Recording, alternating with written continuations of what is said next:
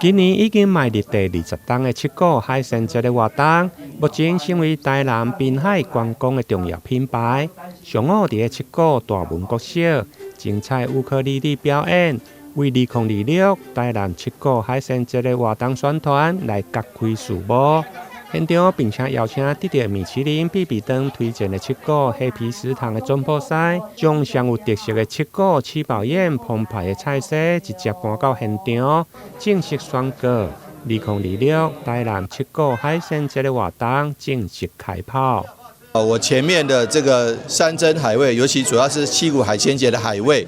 有沒有垂涎欲滴的感覺？有的話，就一定要趕快來報名我們台南七股海鮮節系列活動。那第一個活動就是蒙恰吹啊，就去蒙拉甘塞口，就是在我們七股海邊啊，在退潮的時候，我們有特別規劃這個非常夯，在暑假期間絕對報名秒殺的4場次的這個親水活動。那不僅是讓你玩水，也可以讓你摸到文蛤，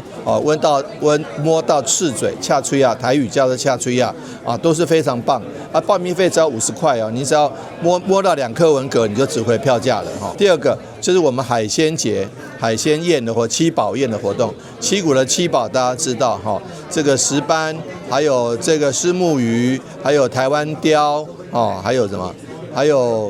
有很多魚就對了哈，還有虱目魚哈，還有那個我們白蝦，還有這個蚵啊哈，牡蠣，還有我們的蛤蟆、文蛤，這些七寶哈，就是我們的七寶宴。今年活動將對7月11到8月23期間，除了親自登錄的蚵蛤蟆體驗，探索在地特色景點，佮美食的招團遊七股頂，其中重頭戲。8月9號將要在七股鹽山設開120道的七寶宴，每道只要6500塊，訂道還閣贈送500塊的在地魚產品。有興趣的民眾，把握7月14上午9點開放線頂來報名。台南新聞林彥根採訪報道。